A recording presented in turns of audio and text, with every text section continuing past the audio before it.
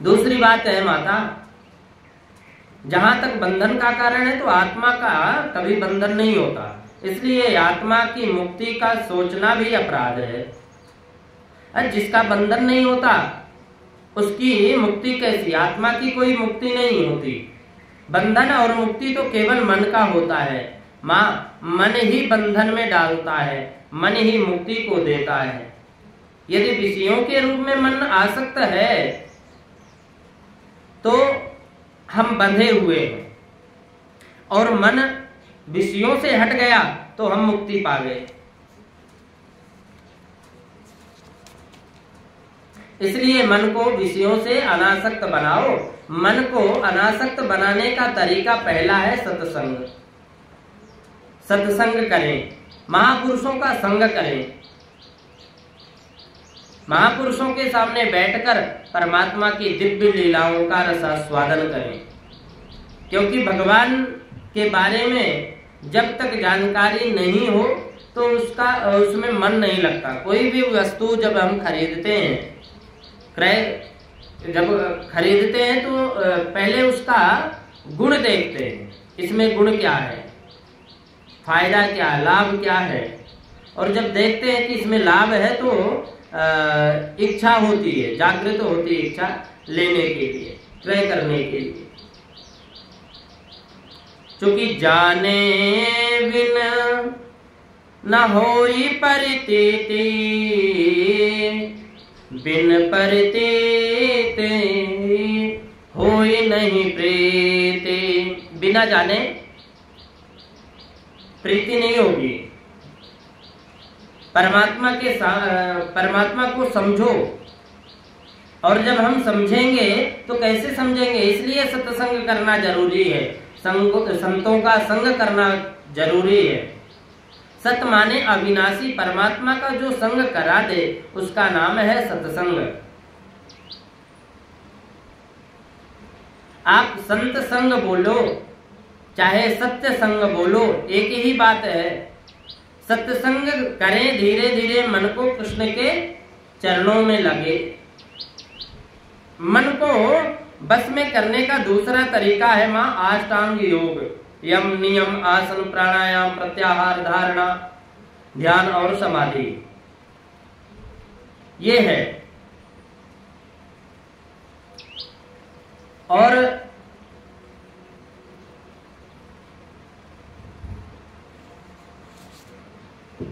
मन को बस में करना है तो हम अहिंसक बने, हिंसक नहीं। शाकाहारी बने, मांसाहारी नहीं, सात्विक बने। हिंसा करना, मांस भक्षण करने वाला व्यक्ति एकाग्रमन वाला हो ही नहीं सकता। आपको जानकर आश्चर्य होगा, अमेरिका जैसा समृद्ध देश जहां के लोग मांस भक्षण करते हैं, अभी 30% व्यक्ति वहां के शुद्ध शाकाहारी बन गए। दिनों दिन शाकाहारी बनते जा रहे हैं और सनातन धर्म को अपना भी रहे हैं। लेकिन हम लोगों के यहाँ दिनों दिन लोग गिरते जा रहे हैं, क्योंकि डॉक्टरों ने अध्ययन करके जानकारी हासिल की कि कैंसर के मरीज 90% मांसाहारी होते हैं।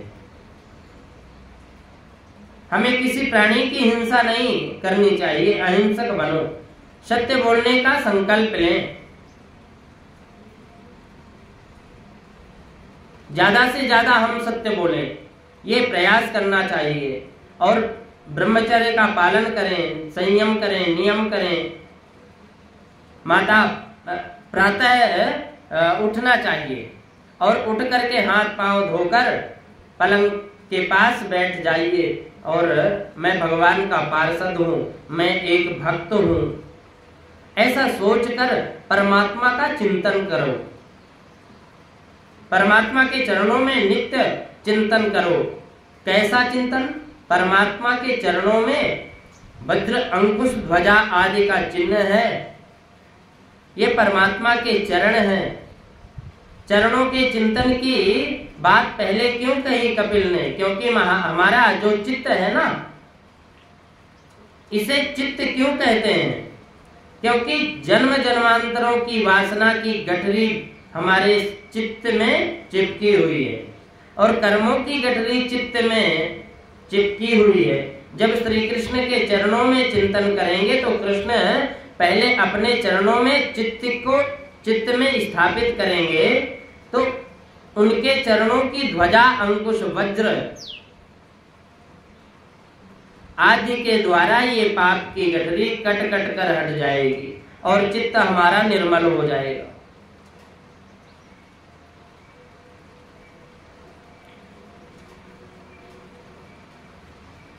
हासं हरेर्वनिता खिललोक तीव्र शोकाश्रुसागर विषे क्षणमत्युदारं हासं हरेर्वनिता खिललोक तीव्र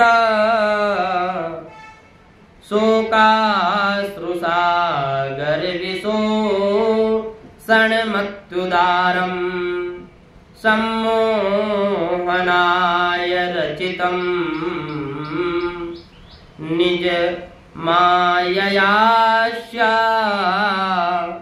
भ्रूमण्डलं मुनिकृते मकरध्वजस्य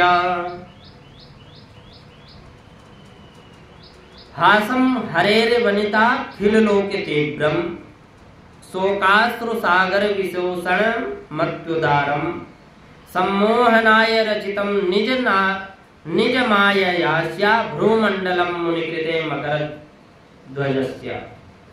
हासं हंसी से परिपूर्ण मधु प्रभु के मुखारविंद का चिंतन करें, हंसी के परिपूर्ण,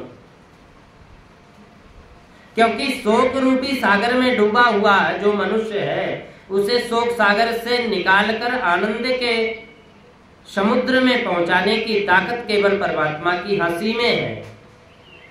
तो परमात्मा के चरित्र का हम ध्यान करें। उसमें कृष्ण के चरित्र में जितना संकट आया उतना संकट कभी किसी भगवान के जीवन में आया नहीं। आप कृष्ण के चरित्र पर एक नजर डालकर देखेंगे तो इनका जन्म कहाँ हुआ? जहां डाकुओं को बंद किया जाता है, जेल खाने में, तो कन्हैया पैदा हुए, जन्म अवतार हुआ। जन्म लेते ही गोकुल के लिए भागना पड़ा। वहां केवल 7 दिन के थे तो पूतना मारने आ गई, 6 महीने के थे तो सटकासुर मारने आ गया, 1 वर्ष के थे तो तृणावर्त मारने आ गया, यमुना में कूद पड़े, कालिय दमन किया। उसके बाद गिरिराज उठाया, आघासुर, बकासुर, व्योमासुर, धेनुकासुर, केशी, 11 वर्ष 56 दिन के थे। कृष्ण ने सैकड़ों राक्षसों से युद्ध किया, कंस का उद्धार किया, मथुरा में शांति नहीं मिली, जरासंध ने मथुरा को घेर लिया तो रण छोड़कर भागना पड़ा और द्वारका चले गए।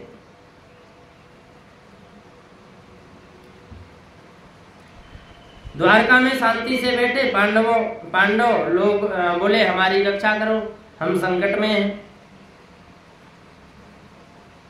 कौरव पांडवों का युद्ध कराकर मेरे कन्हैया ने पांडवों को विजयश्री प्रदान कराई और अब थोड़ा शांति से बैठे थे, चलो सुख से जीवन व्यतीत होगा, तो घर में ही झगड़ा शुरू हो गया।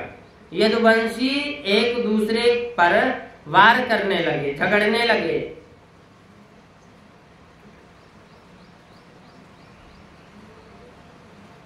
और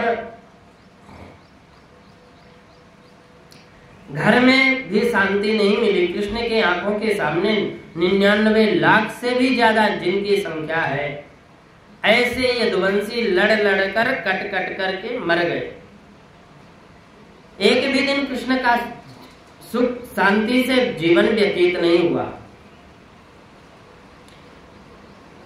लेकिन प्रभु कभी सिर पर हाथ धरकर चिंतन करने नहीं बैठे, ऐसा किसी शास्त्र में नहीं लिखा।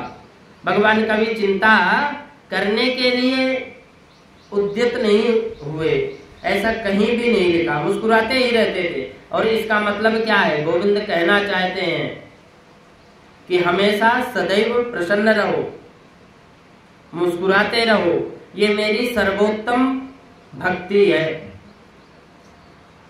आपने सुना होगा उल्लू होता है ना, उसे दिन में दिखाई नहीं देता, और कौवा होता उसे रात में दिखाई नहीं देता।